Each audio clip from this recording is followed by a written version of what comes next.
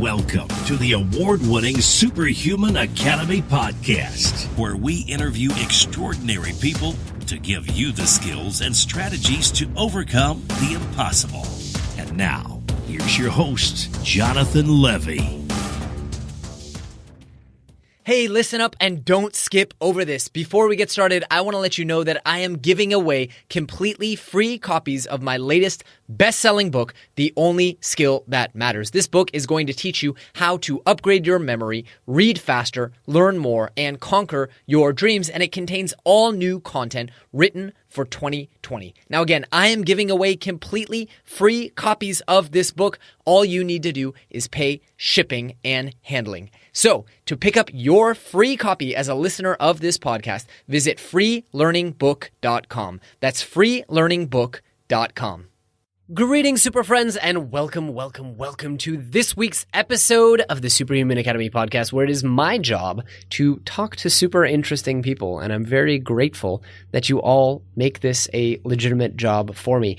Today's episode, I got the opportunity to hang out with Christy Whitman. She is a two-time New York Times bestselling author, celebrity coach, transformational leader, and just all around superwoman in every possible sense of the definition. She's been on Today, The Morning Show. She's been in People Magazine, 17, Women's Day, Hollywood Life, Teen Vogue, and many, many more. She is also the CEO and founder of the Quantum Success Learning Academy and Quantum Success Coaching, and has more programs than I care to list. Check out her website. There are so many different cool programs and workshops and books and things that she is putting on. And I was really excited to talk to Christy. One, because I feel like we've never talked about the law of attraction on the show from someone who really lives, breathes, practices, and coaches it outside of the kind of woo-woo of like, just believe and everything will happen for you. But actually, what are the steps you need to take? How do you need to change your mindset so that you can actually manifest reality in your life? But also, she wrote an incredible book called The Art of Having It All, where she talks about how women, but anyone really, can have it all despite what society thinks and the limitations we think that we have on how much a person can have in this full and incredible and beautiful life that you can create for yourself. And then she also put out a book called Quantum Success. And I have to admit, I was very curious to figure out exactly what quantum success was. And so I begged Christy to come on the show, and she was very kind to oblige. I really enjoyed the episode. I think you're going to enjoy it as well. It's a short and punchy one. Two very busy people in a very busy week, but I think you're going to get incredible value out of this conversation with Christy Whitman.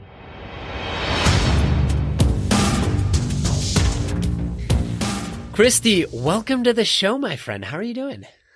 I'm doing awesome, Jonathan. I'm really looking forward to our time together today. Yeah, me too. And not least because I have a lot of questions, after I looked at your bio and I researched a little bit before this episode, and I have so many questions, and I love when I come into these interviews with questions because I think I'm going to learn a lot today. So I've been really looking forward to it. So before we dive in, for those who haven't had a chance to internet stalk you before and are just tuning in from wherever they're tuning in and are wondering, who is this wonderful person that Jonathan has brought on the show today, and what does she do and where does she come from? You asking me? I am, yeah. Well, let me rephrase the question in a real way and not a silly way, which is tell the audience a little bit about like who you are, what you do, what your approach to superhuman life is, and really what I'm interested in is how does someone get into this field of life that you've gotten into? Well, it's funny that you asked that because I was thinking today, I'm an energy healer that doesn't, wear crystals. I wear Chanel. I'm a person that is, been a coach before coaching was cool. So I've been a coach for almost 20 years and, I don't live in my car. No, I'm kidding. I really, I'm a seeker, of spiritual information and language or information and knowledge. And, that's who I really am. It's like, I'm just want to know more about, how do we become a person as a human, but also connected to our divine self? And what does that look like when we marry the two worlds? And what is, because I had questions 20 something years ago of, is this what it is? Is it about achieving stuff? And is it about gathering stuff and accomplishing things? Like, is this what this life is supposed to be about? Because I did all the things I wanted to achieve and accomplish, and at a really very young age. And I was like, it's that Que Sera Sera song, right? It's like, is this all there is? And so I started seeking because I felt totally unfulfilled. And that's when I literally stumbled over, now I like to say I attracted it, information on universal laws that completely changed my life. And, now in this time and space, you could go on the internet and find anything you want about anything. 24 years ago, you couldn't. And so I had to have it literally fall in my lap, meet people that would talk about it. These kind of information would be, at the very back woo-woo place in a bookstore, is a very secret place, or in a very spiritual kind of woo-woo kind of bookstore. So I'm grateful that I found the information years ago, because it completely changed my life. And when it did, I had my first book, what I like to call channeled through me. And it just started me on this road to being a coach and being an author and being a speaker. Because it came through me. I got the book published, and then I started speaking on the contents of the book, doing workshops. And people started asking me to coach them. And I had no frame of reference for what coaching even was back then. I mean, there was a good population of coaches in Southern California, but it wasn't, it wasn't worldwide. It wasn't spread out through the United States. And there wasn't a lot of certification programs out there. And there just wasn't a lot of people teaching how coaches could build businesses and all the things that we have now. And so I'm grateful that I was able to do all that, to be able to be standing here today, to have my business be thriving for 13 years as a coach. So. Incredible. And you might have mentioned it, but I think I missed it. Which of your books, because I know you've written a few, which was that first one that channeled through you? So all my books channel through me. I don't write a book if they don't. But that was perfect. Yeah, that was Perfect Pictures. And so that was really a time in my life when I was so focused on universal laws, but I was realizing that my own mind kept going to what's wrong and bad about this situation instead of what's right and good. So, that's part of the principle of abundance. Is there's a long list of things that we as humans do, looking at how do I fix something instead of looking at what can I be grateful about it? What are the positive aspects about it? And, competitive with other people instead of, being inspired and being in a collaborative, cooperative way with people. There's a list, but I was just in that space of totally, even though I was practicing universal laws, I was noticing that my mindset would take me to what's wrong and bad. And then I would try to go after and try to fix that thing, and then not have the results that I wanted. Because, as I teach with law of sufficiency and abundance, you can't focus on lack, which is on one side of the spectrum, and expect to get abundance, which is on the other side of the spectrum. It's just a totally different vibrational reality. And so a lot of times people, when they're working with universal laws or trying to deliberately succeed in aspects in their life, they think, oh, I'm focused on, attracting more money, or I'm focused on really working hard so I can make more money. Why is it so difficult for me? Why can't I do it? And we don't realize that our thoughts and what we say, what we think, or, what we believe are more towards the spectrum of lack and limitation, and not abundance. Wow. There's so much. And I'm browsing through your website. There's so much that you do. And again, 13 years of, going down this journey, you've created so much. The kind of like, mischievous little boy in me wants to ask, I know a parent never chooses favorites, but which of your books are you most proud of? I love that. I would have to say The Art of Having It All. That book hit the New York Times. It was a really great time. It was about 5 years ago when it came out. But that book is specifically written for women, because at that time, there was a woman. I was at a PR conference, and this woman, I was pitching her, and she was a freelance writer for New York Magazine. And I came up to her and I said, "What do all New York women want?" And she said, "What?" And I said, "They want it all." And she said, women can't have it all. And I looked at her and I said, excuse me? And she goes, yeah, women can't have it all. And she said, they have to choose. They have to choose between being a mom and being a career woman. And we're trying to have it all and we're exhausted and it's not working. And I looked at her like she was an alien. And she goes, do you know anybody that can have it all? And I said, yeah, I do. And many of my clients that I've coached have it all too. And she's like, well, giving me my information back. She's like, I don't believe we can have it all. So, I don't need this information. I said, well, therein lies the problem. And no one ever says to a man, you can't have it all. Like, Jonathan, were you ever told you have to choose between having a career and having a family? Absolutely not. Right. And does that even mean like for what, I have my best friend, I've known her since 7th grade. She has no desire to have kids and get married. She's been with the same man for 30 years, very committed relationship, no desire to get married. That's not having it all to her. So how is anybody to describe what having it all is for anybody else, let alone tell them that they can't create what having it all is for them? And so that book, after that interaction with this woman, literally downloaded within, it had created a portal opening. And for 2 weeks, I was writing and writing and writing. And that book has just really helped a lot of women change their perspective, because a lot of times we don't ask ourselves, well, what do I want? Is it because of what society's telling me I should want, or my mom's telling me I should want kids? Do I really want kids? Do I want to be married? Do I want a career?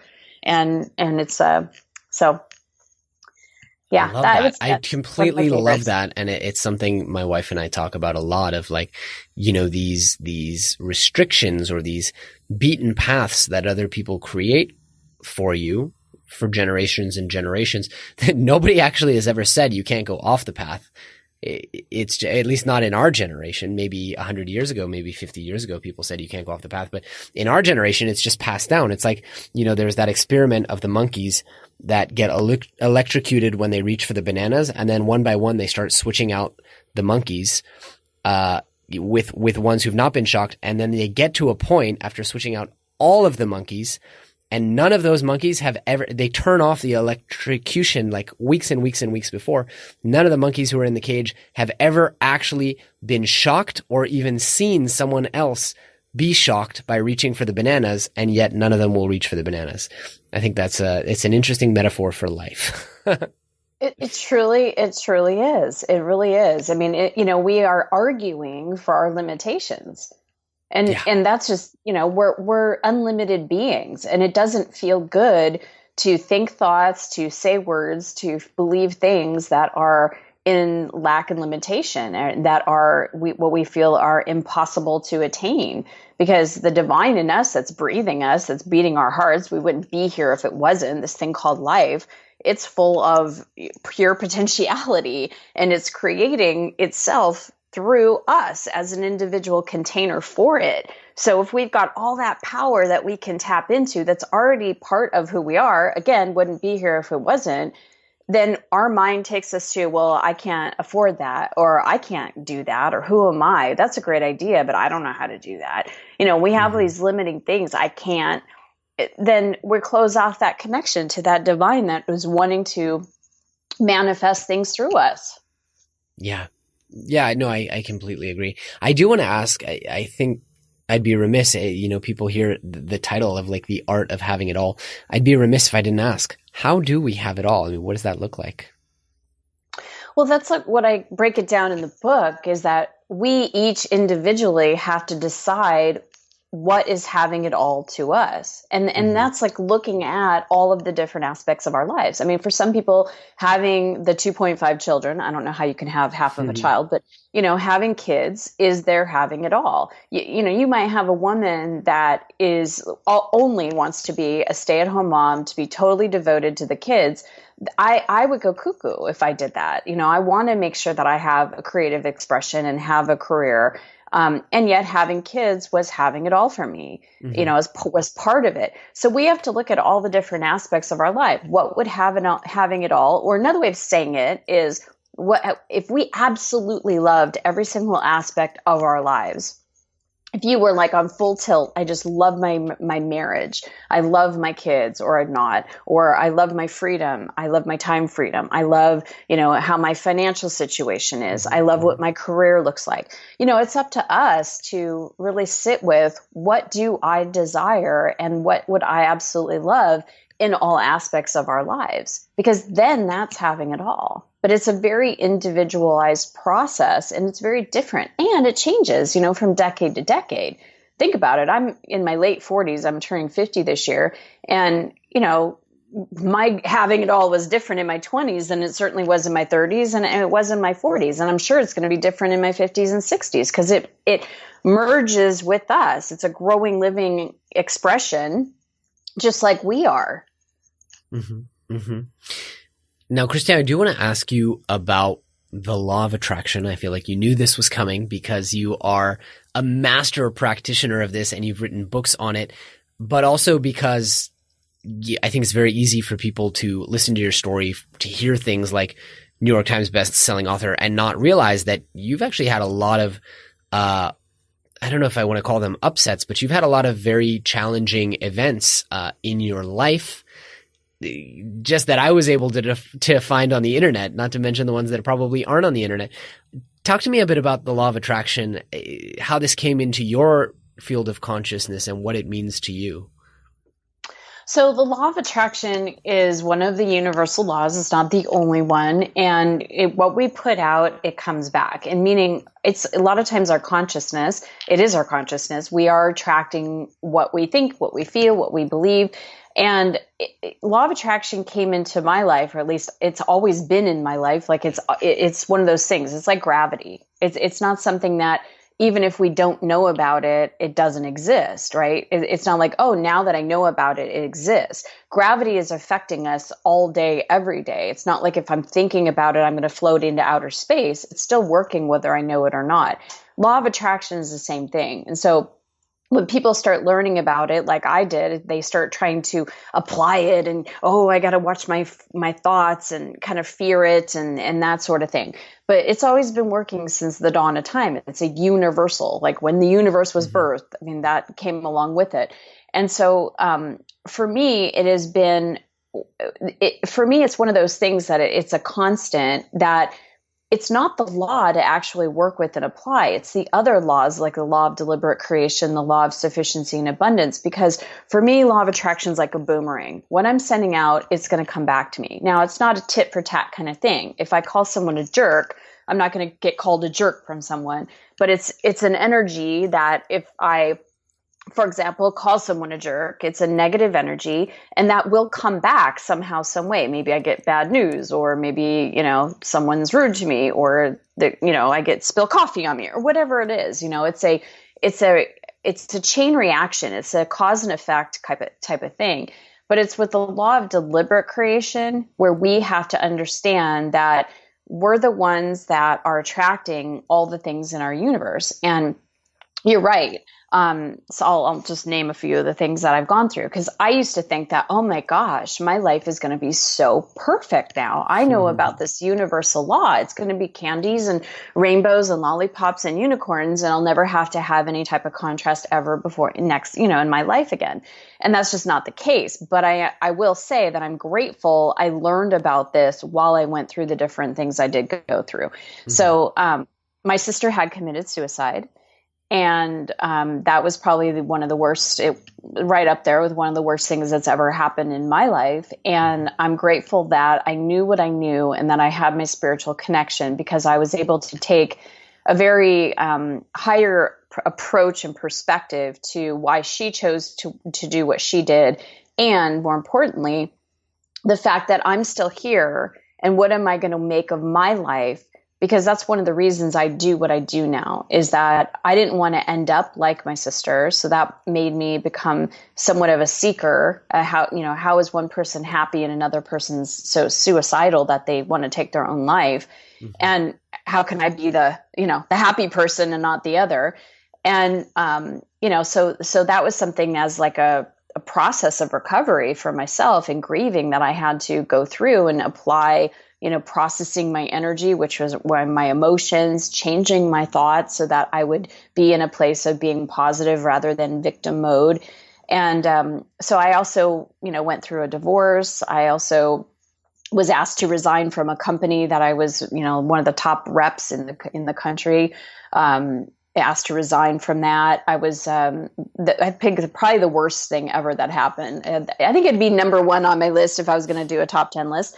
Wow. Is my son, Maxim, when he was 2 months of age, he was rushed to the hospital and he had to have open heart surgery and he almost died.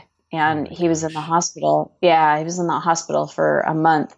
But it's one of those things that when we got the diagnosis, it's incredible because the cardiologist came to us and said, okay, he's got a transposition of the great arteries. Basically, babies that have this, a good 80-85% are found when the mother is pregnant, so they can see the heart, they can see there's something wrong. And these children have a surgery within a day of life. And if they don't, a good 5% of them is caught within the first 2 days of life after birth. And if they're not, they're die in their crib. So they're pretty much gone after a week. He was 2 months of age. Oh my goodness. And so, yeah. And she's like, there's no history of anybody ever performing a surgery of this kind on a baby of 2 months of age because there's no cases that have ever been reported. So they were kind of giving us the doom and gloom of everything. Yeah. Yeah. And was telling us that he had there's like a valve that closes once a baby takes their breath. It didn't close. And he had a small hole between both of his main valves. And those two holes were what was keeping him alive. And so this boy wanted to be here. And I looked at my husband and I said, okay, listen to me. There is no other vision. We're not going to entertain anything other than he gets through this surgery. He does well. He goes home. He's healthy. He's living an amazing life. He's wrestling around with his big brother, who was still a baby at the time. He was 18 months old because they're 16 months apart. And I'm like, and we're going to envision us all going to Disneyland and going on cruises together and him playing a sport. And, and he's like, okay, got it. And we were just really clear that the energy that's going to be around him is all going to be very positive. It's just a blip and, it's all going to be good. And he's now 9 years old. He is the biggest smartass kid in the most positive way. Like he's got just a really great sense of humor and just makes us laugh all the time. He's like the soccer star on his team. He has a perfectly functioning, like nothing ever happened heart. And, yeah, and has just an amazing heart of gold. So I'm grateful that during that time of my life that I had the information that I had to really focus on what I wanted to happen and to deliberately put my energy and my attention on that. And I truly believe that knowing this information is what got my husband and I through this. Incredible. That's an incredible story. All right, let's take a quick pause and thank this episode's sponsor, BlueBlox Blue Light Blocking Glasses, the only blue light blocking company in the world that create evidence-backed lenses for filtering blue and green light. Their Australian lab-built lens technology is fitted into the most fashionable frames, and they can even make prescription and reading glasses in their optics lab. So whether you want to wear their Sleep Plus glasses that block 100% of blue and green light, their Summer Glow Mood Booster glasses, or even blue light computer glasses that don't have a yellow tint, BlueBlox has you covered. Now, I like to wear the Sleep Plus glasses 2 to 3 hours before bed, and they really, really help your sleep. I also like to wear the daytime ones for reducing digital eye strain, headaches, and lowering stress. Now, BlueBlox has free and fast worldwide shipping, and if you use code SUPERHUMAN at checkout, you can get 15% off any pair that you want. Just go to BlueBlox.com, that's BlueBlox.com, and enter code SUPERHUMAN to save 15%. All right, let's get back to the episode. I do want to ask, I have a friend who often reminds me, because I completely believe in the law of attraction. I think he does as well, but he loves to remind me the law of attraction only works when you pair it with the law of action, meaning you can't sit on your couch and do absolutely nothing and hope for things to come to you. I mean, what's your take on that kind of balance, that there is some cosmic magic that happens here, but at the same time, you do have to kind of kickstart it with effort? Oh, 100% agreed. I mean, that's what my book, Quantum Success, is all about. It's about alignment and momentum. And, it's interesting too, because even the alignment is an action because we have to ask, we have to put our focus, our attention in the receiving mode of that energy. And that is an action. It's kind of like agape, right? Agape is, love in action.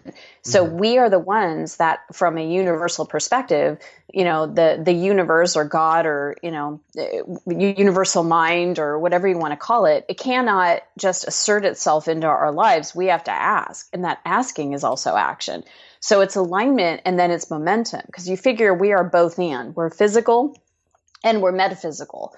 And the metaphysical part of us is the energy. It's that alignment, but it is we're physical for a reason. I mean, the divine can't write a book. The divine can't send an email. The divine can't get on a stage. The divine can't do a podcast. It takes a container for this information to come through and to be able to then broadcast it through a voice box, which is, through a human being. It's like you could take a hose with water and pour it on your sidewalk. But if you had a container like a water bottle or a pool or something, then the water stays. There's a place for the essence to go. And the same thing is for us, is that we are that container. We're that channel for that divine. And so I absolutely agree. It's both and. Fantastic. Yeah, I concur. I totally concur. Now, you did mention your latest book, Quantum Success, and I don't know what that is, but I want it. So first, tell me what it is, but then tell me how I achieve it. Love it. So quantum success is just like a exponential. It's different than the linear step-by-step process to creating what you want. The effort, hard work, push, and then you create success and then you do it again. And it's kind of like that climbing a mountain, you climb, you get there, and then you see another mountain and you got to climb. This quantum success is going from the bottom to like the top of the toppest mountain, like the toppest mountain. Because what it is yes, you're still, like we just talked about, you're still making effort. You're still taking action, but you're also tapped into a quantum field that is flowing the energy of success through you. So it's like doors open even as you're walking through them. Things just happen in greater amounts of success. It's kind of like there's been studies done where they've done experiments that 1 hour of inner work is worth 7 hours of outer work. Wow. And so when you combined the inner work, now what do I mean inner work? It's watching your language. It's watching your words, shifting them to thoughts that feel better, where you feel more expanded saying them rather than not. For example, when you say, I can't afford it, that constricts us, doesn't make us feel good. But if you say, that's not a financial priority for me, we feel more expanded because we feel like there's more choices, right? It's putting your thoughts and your beliefs and even the emotions that we have towards, in that space of alignment, towards what you do want instead of what you don't want. It's practicing faith of what you do want and then taking the action to do it. So it is a massive exponential experience of success rather than a linear step-by-step approach. That's fantastic. So how does one begin developing this and moving towards, and what are the steps? I know you cover this in a whole book that I totally have to read, but give us a taster of where do I even start? Well, that's the thing, and I get that all the time. Where do I even start? And it is simple. It really is simple. It is watching our words. When you think about it, in the Bible, it said, in the beginning, there was the Word, right? And so our words create thoughts, and thoughts thought over and over again create beliefs, and we create from our beliefs. So to start is we have to speak words of what we want, how we want to feel, what we're going to experience, and to be able to make sure that the words that we say are going to expand us. Because I got asked this question all the time, I created a 30-day free video program, and I can give you the information how your people can access it. But it's called Watch Your Words. And it's a video program that tells you 30 words or phrases that you definitely want to eliminate out of your vocabulary and what to say instead. because those little small things make a huge difference at the end of the day in how we feel and what we perceive, in, changing the words into different thoughts, and then changing the thoughts into what we believe. And then that it creates a whole chain reaction. So that's the first thing, is that we need to watch our words. The other thing is, when we notice that we are focused on what we don't want, what I like to call contrast, or that something that you don't want has already, manifested, right? You want to ask yourself, what do I want? Why do I want it? And then how do I want to feel? Because most of us, Jonathan, we're raised in this society that if I want to feel successful, I need to go and get something to then make me feel successful. If I want to feel happy, I got to go either get the wife or the guy or have kids, or, we project these things outside of ourselves, that if I want to feel a certain way, that means we make meaning with everything. That means I have to have the big house on the hill.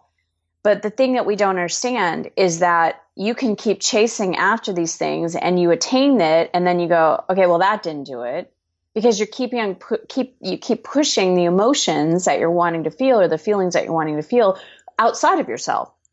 So the key to success is feel what you want to feel. If you want to feel massive success, we have the ability right now, because we live in a holographic universe, that you can feel success right now. Nothing has to change in your outer reality to feel massive success. Success beyond our imagination is ours to feel right now, or the sense of freedom, or the sense of love.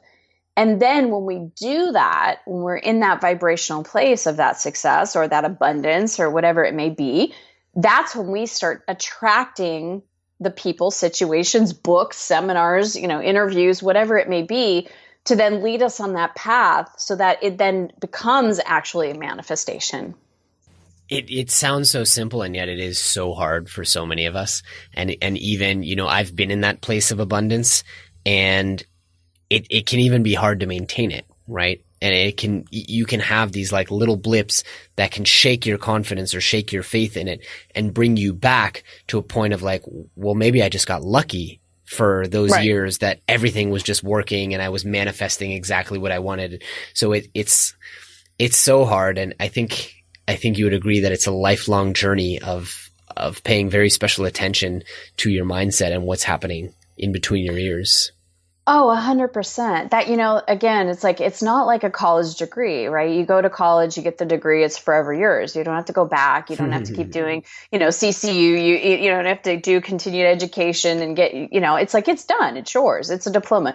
Energy and, manifestation doesn't work like that. It is a daily commitment. It's a daily commitment to being an energy master, and to mastering your own energy, and mastering, the energy between your ears, like you were saying. It's, everything is energy. We now know this from quantum physics, from regular science, that everything is energy. And when we can look at even situations that are outside of ourselves and go, okay, the lack of abundance that I'm seeing right now, that's energy. There's something inside of me that's either blocking that abundance. And if it's blocking that abundance, that means that it is energy as well. I can unblock it and let the flow of abundance flow. Because if the feeling and the essence of abundance is flowing inside, it must manifest outside. That's law of attraction. Yeah. Yeah, absolutely. Absolutely. I do want to ask, what is a piece of homework that we can give people around this? Because I know for some people, this may seem like this big elusive thing. We're talking about mindset. We're talking about energies. But there are very real and practical steps and exercises that people can do. I know you offer a lot of them on your website where people can check out. What's a practical piece of homework that people can try to get started with this and experience it? Well, I would go to watchyourwords.com. Like I said, it's a 30-day video program. You'll get a video delivered every day in your email. You can just, sometimes it's a 2-minute video, and it's like no more than like 5 minutes a day. And I talk to you in the video about the word or phrase to not use, and then what to say instead. And that makes a huge difference when you start becoming just aware of what you say and the words that you use. You then start to have that same perspective as far as your thoughts and then your emotions. So the words really start everything. So if I was going to say, start everybody on one thing, it would be start on that Watch Your Words series. And it's free. I mean, why not? And it's going to help you, and it's going to help you become more aware. And I give lots of tips and tools and things that you can do and processes inside of there as well. So it's an amazing program that I created just to add value to people's lives and help them in this process, because I know how important it is. I started that process 24 years ago, and I couldn't believe when I started changing my words how different I felt, but that I started becoming aware of my thoughts. I remember the first time I thought, wait a minute, my thoughts aren't real. Like, I never thought to question my thoughts, because I thought, well, they're in my head. I'm thinking them, and they must be true. And so when you can see, wait a minute, I just said I can't do that, or I shouldn't do that, or I don't want that, or whatever the word is, and then you shift it to what the phrase is that makes you feel like an unlimited being, which is what you are. You actually feel different. Your vibration is different. Your feeling of faith and hope is different. Everything changes when you change your words. Fantastic. That's a fantastic one. And we will link people in the blog post at superhumanacademy.com/podcast so they can get that link if they're driving or otherwise indisposed. I do want to transition a little bit to some of the more generic questions that I always like to ask when I get a high performer on the show. What are some of the skills, habits, or routines that you do every day that you feel make you perform at a higher level? They could be connected to what you teach in your book, or things that you've picked up along your journey learning from other thought leaders. Number one is meditation. Whether it's doing guided meditations, or whether it's sitting in silence and, doing an affirmation, or just sitting in silence without having any thoughts. Meditation for me is a way to literally plug in. I kind of feel like if you want quantum success, has to be a portal through which that energy comes through. And meditation is that portal. Otherwise, it's like us just kind of doing our physical action alone, being either Jonathan or Christy going out in the world, versus Christy and the universe, or Jonathan and the universe. And it's a very different momentum. It's a very different field of connection. And I know the difference that when I don't meditate on a certain day, what can flow, or I should say not flow, versus when I do meditate. And it's like things are just in constant flow, and there's this feeling of gratitude in my heart. And, it's just a very different life experience. So meditation is number one. Absolutely. That is a good reminder. Any other ones that you want to share? Yes. So having some kind of mantra or affirmation, because I don't care who we are, how long we've been doing, inner work, we all have negative thoughts or perspectives that can come up. So having some kind of thought that gets you focused on what you do want and what you do want to be and what you do want to have is great. Just having one sitting around, that you can say something to yourself like, I'm a money magnet, or, I am connected, or I have faith that this will come about, or, whatever the affirmation is. I'm in the present moment, I live in the present moment, not in my head. And that just reminds you to drop into, from your head to your heart, to the full embodiment of who you are, instead of just being in that, treadmill on the hamster on the wheel in the head, because that can get, pretty dicey in there sometimes if we kind of let ourselves go down the momentum of negative thinking. Yes. So, having affirmations is absolutely key. Eating, I'm going to go in the kind of a different direction, but eating healthy and working out and drinking water and, doing these things, getting regular sleep. I mean, these things are so important to the totality of who we are. I write about in Quantum Success, really self-care. I talk about self-regulating. And that means like really being able to say, you know what, I'm needing more rest tonight. I'm going to go to sleep early. Or, thanks for the invitation. I think I'm going to skip out this time, and I'm going to take a nice night with my family and not go out because I'm feeling like I need more rest, or saying yes when you mean yes, no when you mean no, so that you're really honoring yourself and taking care of yourself. Being able to be really expressive of the person that you are meant to be, because there's nobody else ever before you, and there never will be anybody again like you. You're unique and different, and you have a unique expression of the divine breathing through you in all of your uniqueness. And so for us to be able to express ourselves in a obviously kind and healthy way, but to not have to censor ourselves when we feel we want to express ourselves, these are just really important things to live by. Fantastic advice to live by. Always making the health decision that's going to have the long-term rewards, as opposed to the short-term decision of the extra drink or the extra hour out. It's not easy. I make this decision all the time, and it's not easy, especially when you are in a relationship and want to go that extra mile for your partner to be there and enjoy an experience. But it's an important thing to do for yourself. Absolutely. Mm-hmm. So I know we have come up on time here, Christy. There are a couple last questions I do want to ask you. One, where should we send people to learn more about you and check out all the incredible stuff you do? I don't know how you balance it all, because you have so many different programs and books and workshops and events. And I was trying to figure out exactly what does this woman do, but I think you do it all, and you wrote a book about having it all. So it kind of makes out you walk the talk. But where should we send people to learn more about you? Well, I would definitely go check out the watchyourwords.com. So watchyourwords.com, or you can go to ChristyWhitman.com. When you go to ChristyWhitman.com, you're right. It's the whole thing of what I do. So watchyourwords.com will start you where you need to be. ChristyWhitman.com will give you the different levels and varieties of the things that I do in my work. Fantastic. And last question I always ask before I let people go: if people take one big message from this episode and they carry it with them for the rest of their lives, what would you hope for that to be?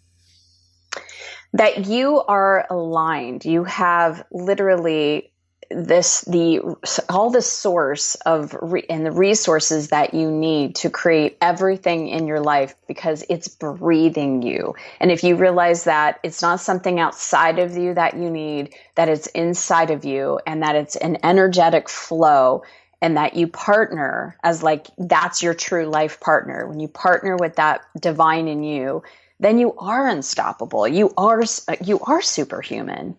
And every person has it. We just have to know how to tap into that and really develop that relationship. That is a beautiful message to end on. Christy Whitman, thank you so much for joining us today. I really enjoyed the conversation, and I know our audience did as well. Thank you, Jonathan, for what you're doing out in the world. And thank you, everybody, for listening. Thanks for tuning in to the award-winning Superhuman Academy podcast. For more great skills and strategies, or for links to any of the resources mentioned in this episode, visit superhuman.blog. While you're at it, please take a moment to share this episode with a friend and leave us a review on iTunes. We'll see you next week.